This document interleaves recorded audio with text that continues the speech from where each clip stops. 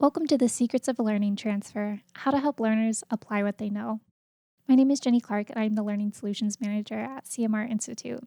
We are a small nonprofit based out of Roanoke, Virginia that develops innovative learning solutions for the life sciences. Let's get started. We all know that to be successful in the life sciences field, you have to be a jack of all trades.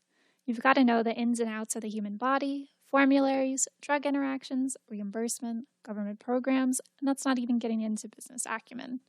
So, as a trainer, how do you introduce your learners to this smorgasbord of knowledge and then release them into the wild all on their own? How confident do you feel that they're truly ready for the field? One essential strategy to prepare your learners for action is, surprise, surprise, a little thing called learning transfer. So, what is learning transfer? Steiner has a great definition of this: the use of previously acquired knowledge and skills in new learning or problem-solving situations. Sounds simple enough, right? But if it really was this simple, why are we hearing so much about training gaps and reps struggling on the field? Here's the reality. Learning transfer is a complex topic influenced by quite a few factors. Some of these are firmly within our control, like the training design, whereas others are a little hard to affect.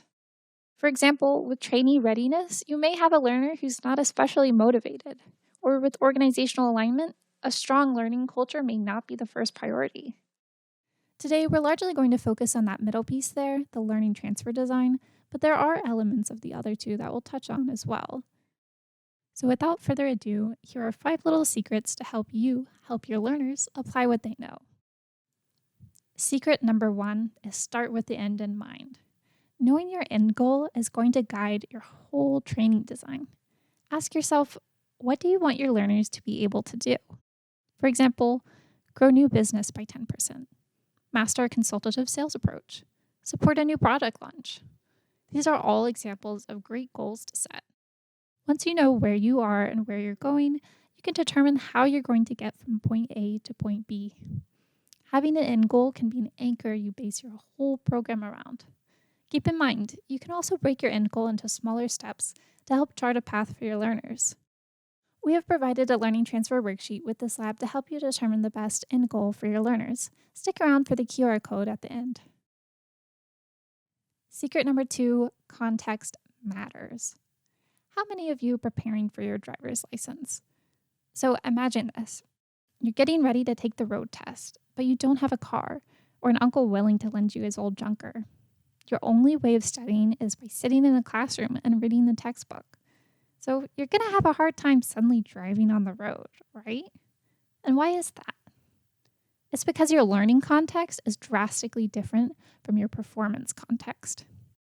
To enhance transfer, it's important to make the learning context as similar to the performance context as possible, so learners have an easier time bridging the gap.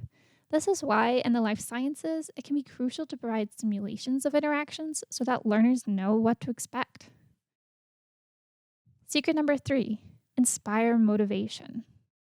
Motivation is a powerful tool in increasing transfer. When learners see the value of what they are learning and how it may later fit into their daily routine or their personal career goals, that can be incredibly empowering. Consider preemptively addressing common learner questions, such as, when will I need to know this? How will I use this? What does this mean for my day-to-day life? By addressing these questions, you can demonstrate the value of your training and its relevance to your audience. Secret number 4, create the right conditions. There are 2 key conditions for building transfer: generalization and maintenance. Generalization is applying the concept of what you've learned to a context different from the one acquired. So this helps reinforce the principles behind the concept and not just rote memorization. So let's say you go fishing and you learn to tie a figure 8 knot. Later, you go rock climbing and tie the same knot in that context. One is nylon, the other is rope.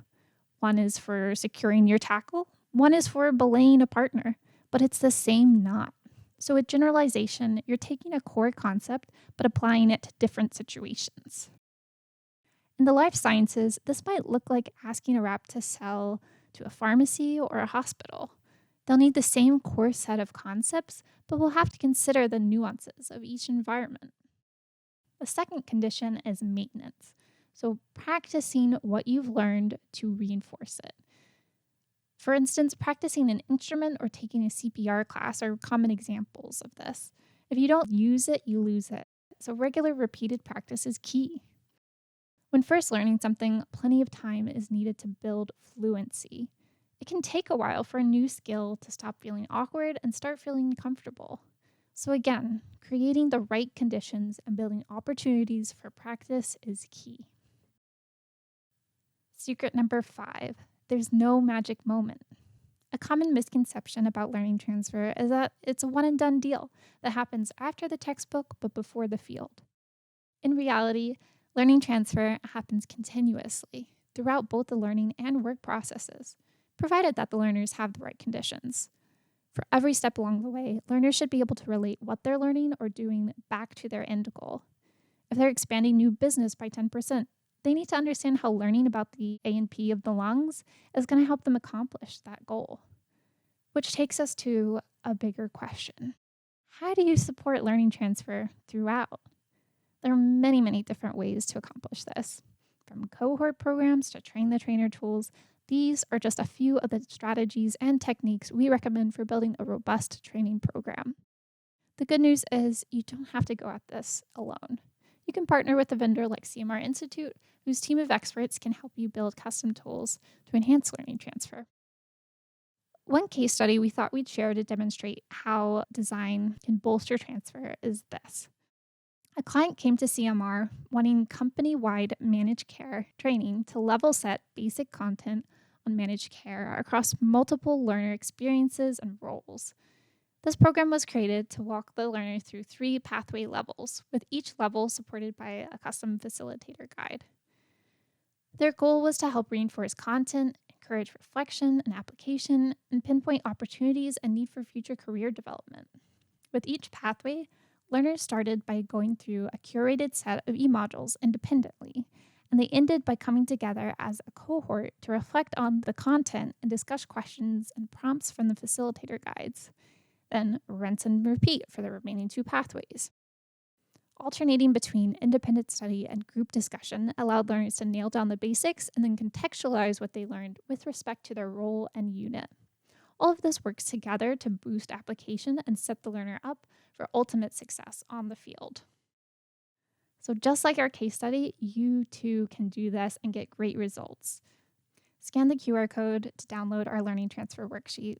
This will walk you through capturing your training needs, which is a first step toward designing a strong program that enables learning transfer. Whether you're designing your training independently or looking for some outside help, feel free to contact us with any questions you might have.